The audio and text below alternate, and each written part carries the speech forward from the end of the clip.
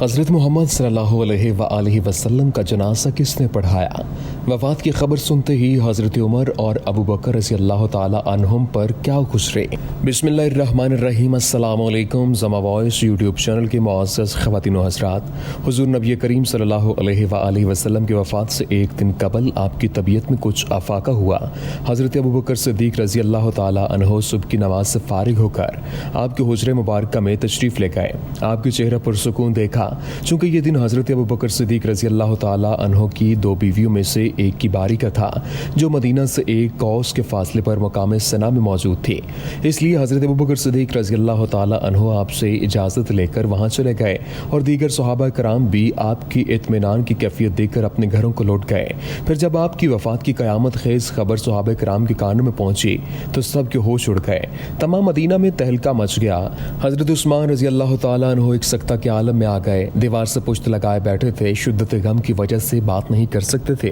حضرت علی کرم اللہ وجہہ کا یہ حال تھا کہ زار و قطار روتے تھے، روتے روتے بے ہوش ہو گئے۔ اسی طرح حضرت عمر رضی اللہ تعالی عنہ انتہائی پریشانی کے عالم میں تلوار کھینچ کر کھڑے ہو گئے اور بلند آواز سے فرمانے لگے، منافقین کا گمان ہے کہ حضور انتقال کر گئے ہیں، آپ ہرگز فوت نہیں ہوئے ہیں بلکہ آپ اپنے پروردگار سے ملنے گئے ہیں، آپ ضرور واپس آئیں گے۔ حضرت ابو بکر صدیق رضی اللہ تعالیٰ عنہ جو مدینہ سے ایک کوس کے فاصلے پر تھے، خبر ملتے ہی سیدھا مدینہ تشریف لے آئے اور انتہائی غم کی کیفیت میں حضرت عائشہ رضی اللہ تعالی عنہا سے اجازت لے کر حجرہ مبارکہ میں تشریف لے گئے، چہرہ انور سے چادر ہٹائی، پیشانی مبارک پر بوسہ دیا اور روئے، جبکہ اس کے ساتھ بعد ازاں صدیق اکبر رضی اللہ تعالی عنہ حجرہ مبارکہ سے باہر تشریف لائے۔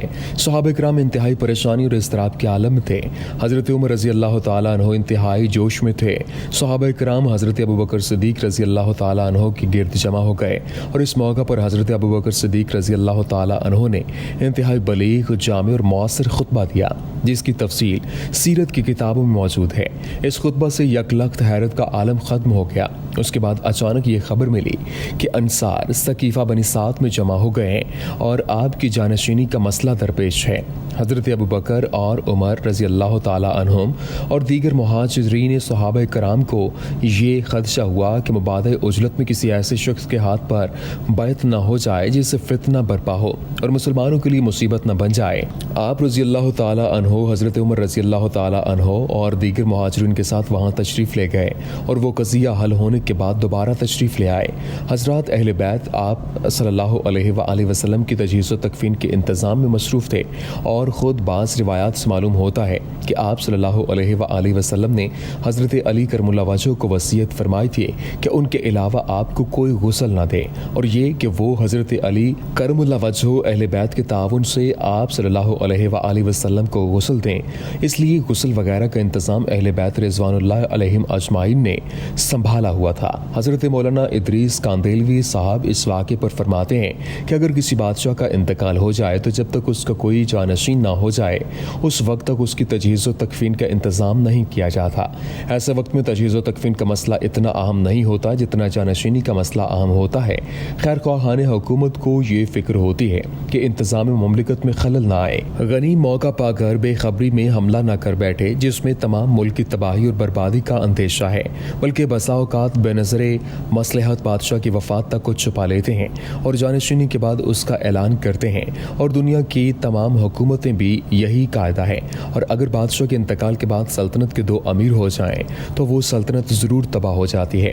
ایک سلطنت کا دو امیر ہو جانا موجب خرابی اور باعث سے بربادی ہے، اور آپ صلی اللہ علیہ وآلہ وسلم کی وفات کے بعد منافقین اور کفار کی طرف سے غدر اور شور و شر کا احتمال و اندیشہ تھا۔ ایسے وقت میں شراسہ اسلام کی حفاظت اولین کام تھا۔ بعد نظر حضرت ابو بکر اور عمر رضی اللہ تعالی عنہما نے یہ گمان کیا کہ تجہیز و تکفین کوئی مشکل کام نہیں ہے اور اہل بیت گھر والوں سے متعلق ہے، سب صحابہ کرام کو اس میں شریک ہونا ضروری نہیں۔ غلامان اہل بیت بھی یہ خدمت انجام دے سکتے ہیں، بلکہ تمام صحابہ کرام کو یہ معلوم تھا کہ وفات سے انبیاء کرام کے اجسام مبارکہ میں کوئی تغیر نہیں آتا، اس لیے تاخیر دفن کا کوئی اندیشہ نہ کیا اور کمال دانش مندی سے فتنہ اور فساد کا دروازہ بند کر دیا اور مسلمانوں کو افتراق سے بچا لیا۔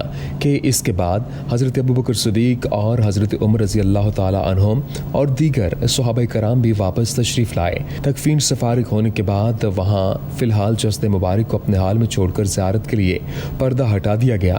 ज़ायरीन मस्जिद से गुजरकर आखिरी दीदार के लिए आए हुए और दुरूद सलाम पढ़कर बादीदा हसरत वापस लौटने लगे। अबू बकर सिद्दीक रज़ी अल्लाह ताला अन्हो और उमर रज़ी अल्लाह ताला अन्हो हुजरा में दाखिल हुए तो ज़ायरीन की भीड़ लगी हुई थी। दोनों हजरात ने मुसलमानों की हिमायत में नमाज जनाजा अदा की। नमाज से फारिग होकर हर शख्स अपनी जगह पर खामोश खड़ा हो गया। आपकी वफात की वजह से हर जन्नो बच्चा खाइफ था। इन तमाम वाक़यात से मालूम होता है कि चारों खुलफाए राशिदीन उस वक्त वहीं मौजूद थे जहाँ हज़रत अली करमुल्ला वजह आपकी वसीयत और अहले बैत होने के नाते आपकी तजहीज़ व तकफीन में अमलन मसरूफ़ थे।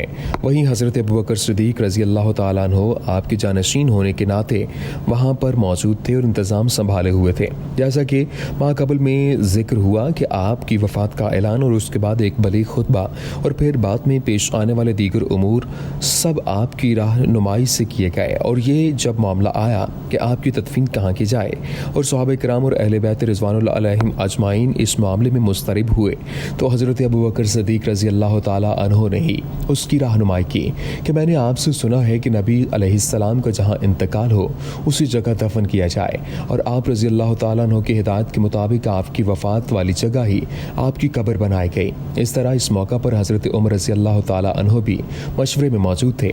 जैसा कि जब ये मामला आया कि आपकी कब्र कौन सी खोदी जाए, आया लहद बगली कब्र बनाई जाए या शगाफ वाली कब्र जो हमारे यहाँ बनाई जाती है खोदी जाए, तो मुहाजिरीन ने कहा कि अहले मक्का की तर्ज पर शक तैयार की जाए, जबकि अंसार ने कहा कि अहले मदीना की तरीका पर लाहद तैयार की जाए। इस मौका पर हज़रत उमर रज़ी अल्लाह ताला अन्हो ने मजमा को खिताब करके फरमाया, आपके करीब शोर ना करें और आवाज़ें बुलंद ना करें। जैसा कि आपकी ज़िंदगी में आपके करीब शोर नहीं कर सकते, इस तरह आपकी रहलत के बाद भी आपके करीब शोर शराबा ना करो, बल्कि शक और लाहद दोनों किस्मों की कब्र तैयार करने वाले के पास आदमी भेज दो, जो पहले आ जाए वो कब्र तैयार कर दो। चुनांचे अबू तलहा रज़ी अल्लाह ताला अन्हु पहले तशरीफ़ ले आए और आपकी लाहद तर्ज पर कब्र तैयार हुई। इस तरह हज़रत उस्मान रज़ी अल्लाह ताला अन्हु के बारे में माक़बल में ज़िक्र हुआ कि वो वहीं मौजूद थे लेकिन सख्ता के आलम में आ गए, दीवार से पुष्ट लगाए बैठे थे, शुद्दत गम की वजह से बात नहीं कर सकते थे। फिर आपकी नमाज जनाजा आपकी वसीयत के मुताबिक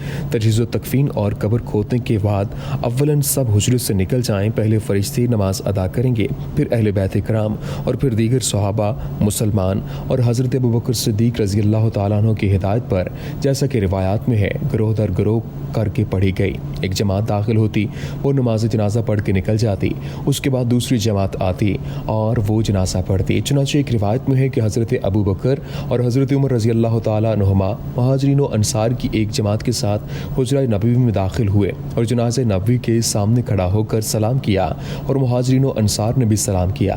फिर हज़रत अबू बकर सिद्दीक और हज़रत उमर रज़ी अल्लाह ताला अन्हुमा ने आपके जनाज़े मुबारक के सामने ये कहा कि ए अल्लाह, हम गवाही देते हैं कि रसूलुल्लाह सल्लल्लाहु अलैहि वसल्लम ने वो सब कुछ पहुंचा दिया जो उन पर उतारा गया और आपने उम्मत की खैरख्वाही की और अल्लाह के रास्ते में जिहाद किया, यहाँ तक कि अल्लाह ने अपने दीन को गालिब किया और इसका कबूल भाला हुआ और सिर्फ एक माबूद वादा शरीक पर ईमान लाया गया।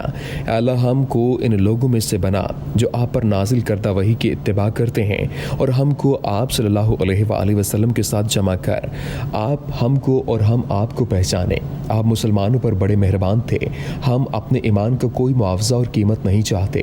लोगों ने आमीन कहा। जब मर्द नमाज जनाजा से फारिग हो गए तो औरतों के बाद बच्चों ने इस तरह अदा किया। लिहाजा इससे मालूम हुआ कि चारों खुलफाए राशिदीन आपकी तदफीन के वक्त मौजूद थे और उन्होंने आपके जनाजा में शिरकत भी फरमाई। बल्कि बास अहले बातिल की तरफ से ये भी कहा जाता है कि खुलफाए राशिदीन तदफीन में शामिल नहीं थे और उन्होंने आपके जनाजा में शिरकत नहीं की, लेकिन मज़कूरा तफसील से इस बात का झूठ होना भी साबित हो गया। दुआ है कि अल्लाह ताला अहले इस्लाम की तरफ से हुजूर सल्लल्लाहु अलैहि वसल्लम पर करोड़ों रहमतें नासिल फरमाए। आमीन या रब्बुल आलमीन। अस्सलामु अलैकुम व रहमतुल्लाहि व बरकातुहू।